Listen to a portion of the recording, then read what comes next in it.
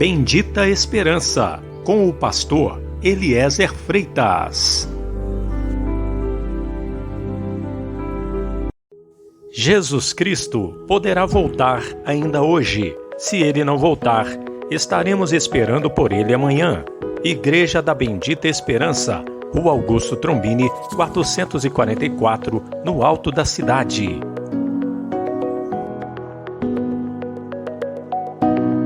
Mas o que profetiza, fala aos homens, edificando, exortando e consolando.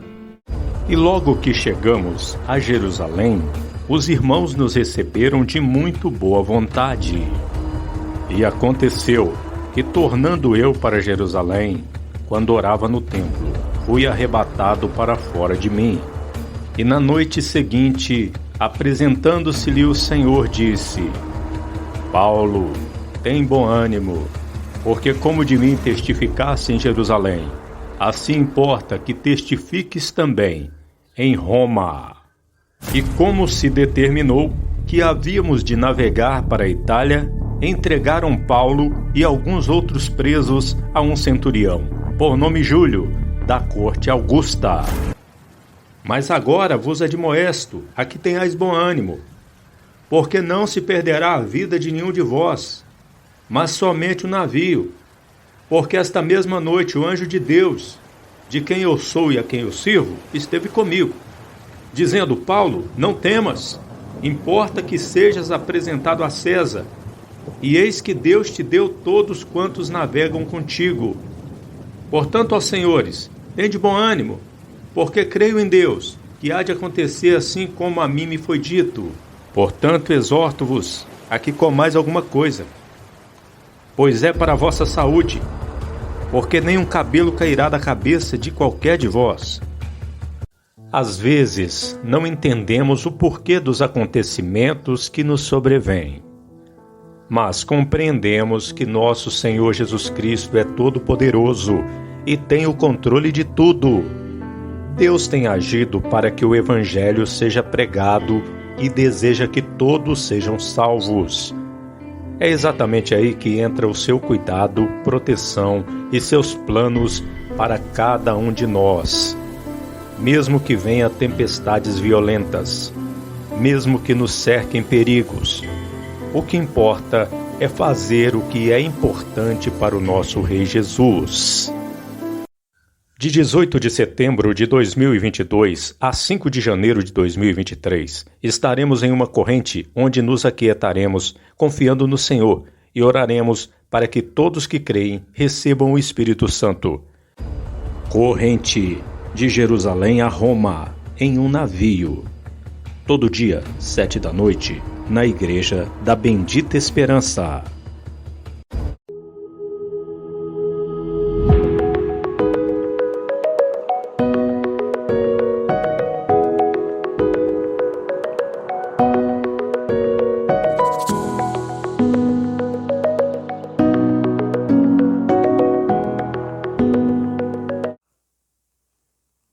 Boa noite, meu amigo, boa noite, minha amiga. Mais uma quinta-feira nós estamos aqui para continuarmos meditando nas Sagradas Escrituras. Eu sempre lembro das palavras do nosso Senhor dizendo: errais não conhecendo as Escrituras, nem o poder de Deus. Se tem duas coisas que nós precisamos conhecer, é as Escrituras Sagradas, a Palavra de Deus e o poder de Deus. Terça-feira agora, nós estávamos falando de Simão. Começamos a falar de Simão, samaritano. E nós lemos até aqui o versículo 13 de Atos 8, e hoje nós vamos ler aqui o versículo 14. Nós paramos aqui nesse ponto, onde diz que Simão estava de contínuo, ele ficava de contínuo com Filipe, e vale lembrar aqui, observar que esse Filipe não era o apóstolo Filipe, era o diácono Filipe, que veio a ser também o evangelista Filipe. Ele era diácono e era evangelista, o qual tinha 4 filhas que profetizavam. Pois bem, este Filipe foi quem evangelizou lá em Samaria e expulsou demônios, curou enfermos, pregou o evangelho e houve uma grande alegria ali em Samaria. E havia ali um homem chamado Simão, que era mágico. Ele enganava o povo de Samaria com as artes mágicas. E esse Simão também diz aqui que ele creu. E creu até o próprio Simão. Mas daqui a pouco nós vamos ver que, na verdade, foi uma conversão falsa de Simão. Ele fez que creu, mas não creu coisa nenhuma. E depois que supostamente ele creu, ele ficou de contínuo com Filipe, vendo os sinais e as grandes maravilhas que Filipe fazia. E estava atônito, ele estava atônito, o próprio Simão. Os milagres que Simão fazia eram os milagres da mentira, as artes mágicas. Mas Filipe fazia os verdadeiros milagres, verdadeiros, da verdade, da parte de Deus. Vamos ler então o versículo 14. Os apóstolos, pois, que estavam em Jerusalém, ouvindo que Samaria recebera a palavra de Deus, enviaram para lá Pedro e João, os quais, tendo descido, oraram por eles, para que recebessem o Espírito Santo, porque sobre nenhum deles tinha ainda descido, mas somente eram batizados em nome do Senhor Jesus. Então lhes impuseram as mãos e receberam o Espírito Santo, ou seja, impuseram as mãos sobre os discípulos e eles receberam o Espírito Santo. E Simão estava lá conferindo tudo, observando a tudo, mas só Deus conhecia o coração de Simão, né?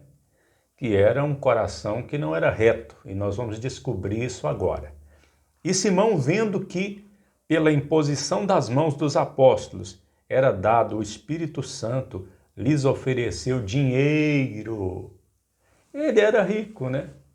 Simão, além de ser um mágico, um falso profeta, ele se dizia uma grande personagem e o povo de Samaria chamava ele de o grande poder de Deus. Com certeza ele tinha muito dinheiro, era um homem ganancioso. E ele ofereceu dinheiro para os apóstolos, né? Dizendo, olha o que ele disse para os apóstolos: dai-me também a mim este poder, para que aquele sobre quem eu impuser as mãos receba o Espírito Santo. Mas disse-lhe Pedro, olha o que Pedro disse. Estavam Pedro e João. Olha o que Pedro disse para ele. O teu dinheiro seja contigo para a perdição, pois cuidaste que o dom de Deus se alcança por dinheiro. Eu fico imaginando Simão, hoje em dia, entrando dentro de muitas igrejas, né? E oferecendo dinheiro para receber o poder de alguma ministração na igreja. Olha, muitos iriam aceitar o dinheiro, porque muitos pregadores não podem ver dinheiro. O senhor deles é o dinheiro. Jesus disse, não podeis servir a Deus e as riquezas. Eles não servem a Deus, eles servem o seu próprio ventre, eles servem as riquezas, a mamon, como diz a Bíblia. O Deus deles é o próprio ventre, só pensam nas coisas terrenas, nunca nas que são de cima. O coração deles está aqui embaixo, na terra, e não no céu. São, por isso, inimigos da cruz de Cristo. Olha só, dai-me também a mim este poder, para que aquele sobre quem eu impuser as mãos receba o Espírito Santo. Mas disse-lhe Pedro, o teu dinheiro seja contigo para a perdição, pois cuidaste que o dom de Deus se alcança por dinheiro. Quantos não estão aí na televisão, no rádio, na internet pregando que se você der, você recebe. Se você der uma oferta na igreja, você recebe a bênção de Deus. Se você não der, você não recebe. Então quer dizer que é como uma compra. Deus abençoa se você der dinheiro. Não. Meu irmão, minha irmã, todo dinheiro que você der para a obra de Deus, para a pregação do Evangelho, tem que ser por amor, com alegria, não por tristeza e não por necessidade. Não fazendo uma barganha com Deus, fazendo uma troca ou uma compra de uma bênção. Mas o que muitos fazem hoje é dar um envelope todo dia, dar um envelope, estipular uma oferta todo dia, toda semana e dizer, se você der, você recebe, se você não der, você não recebe. Jesus disse, dai e ser-vos-á dado. Jesus disse. Mas Jesus disse também, tudo o que quiserdes que os homens os façam, façais vós também a eles. A gente dá as coisas para as pessoas vão nos abençoar também. É isso que Jesus quis dizer. Em nenhum momento o Senhor Jesus, ele quis dizer que se você dá oferta, você tem que dar por necessidade, querendo comprar uma bênção. É óbvio que Jesus nunca ensinou isso, porque a bênção de Deus não se compra por dinheiro, nem a mínima bênção. Imagina se você fosse comprar uma bênção de Deus, qual seria o preço? Que dinheiro haveria para pagar? A vida que nós temos, nós pagamos quanto? Foi de graça, não foi? Então, a saúde é de graça. Quando Deus abre uma porta de emprego, é Ele que abre. E quando Ele nos livra dos acidentes, é Ele que nos livra. Quanto Ele nos cobra? Nada. E o que Jesus disse? De graça recebeis, de graça dai. Ou não está escrito isso? Está escrito isso aqui na Bíblia, de graça recebeis, de graça dai. Jesus disse para os discípulos.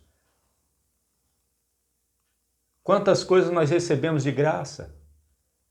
Não é uma bênção, por exemplo, você está ouvindo a palavra de Deus nesse momento? Eu posso cobrar? Não. E Deus lhe cobra pela palavra dele? Não. Meu irmão, minha irmã, fica atento a isso aqui, ó. Olha o que Pedro está dizendo. O teu dinheiro seja contigo para a perdição, pois cuidaste que o dom de Deus se alcança por dinheiro. Oxalá, quem dera, né? Traduzindo, quem dera.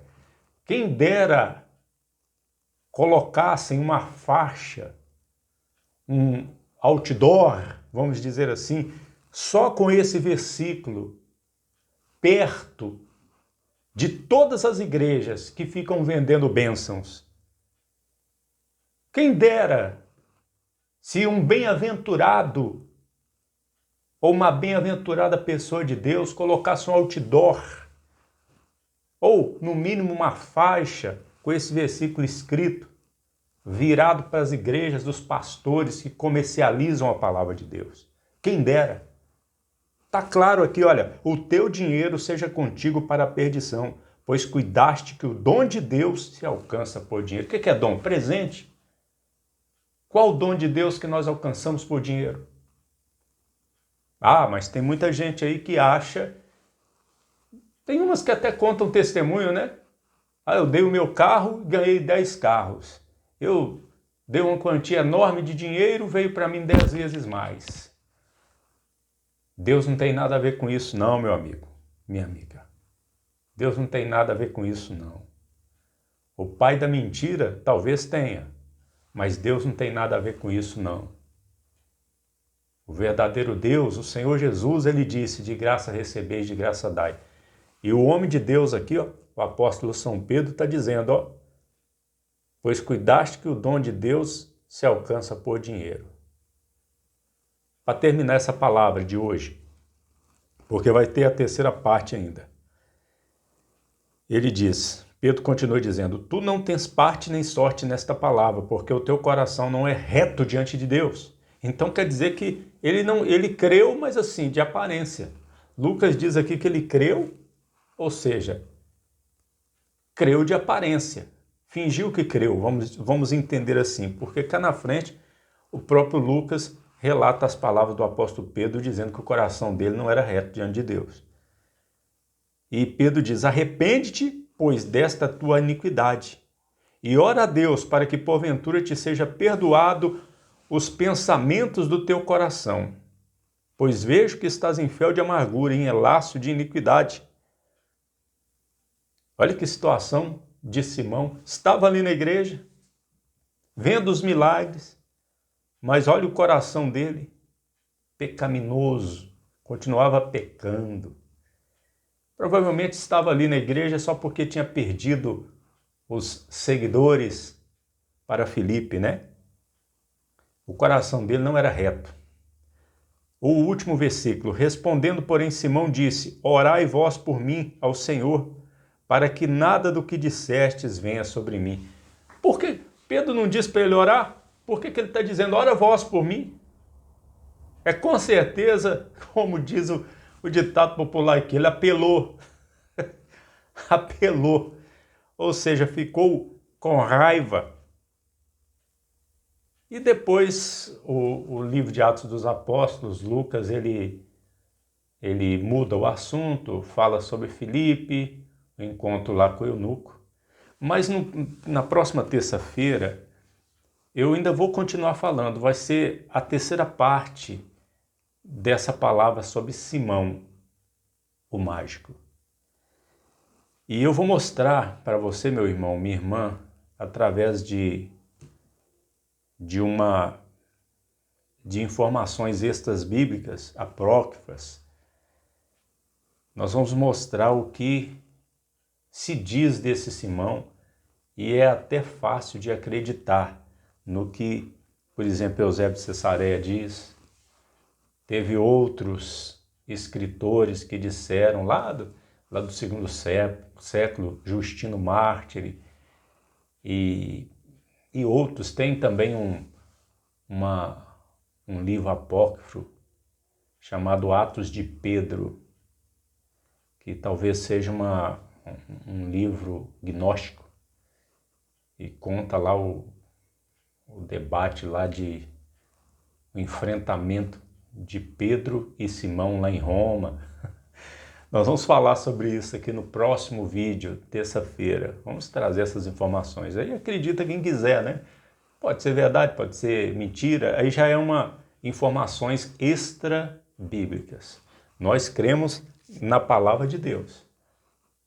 Mas temos também literaturas aí, informações a respeito do desenrolar da história, do que sucedeu a esse Simão. E eu acredito nas informações que eu vou trazer aqui no próximo vídeo, terça-feira. Deus abençoe. Jesus Cristo poderá voltar ainda hoje. Se Ele não voltar, estaremos esperando por Ele amanhã.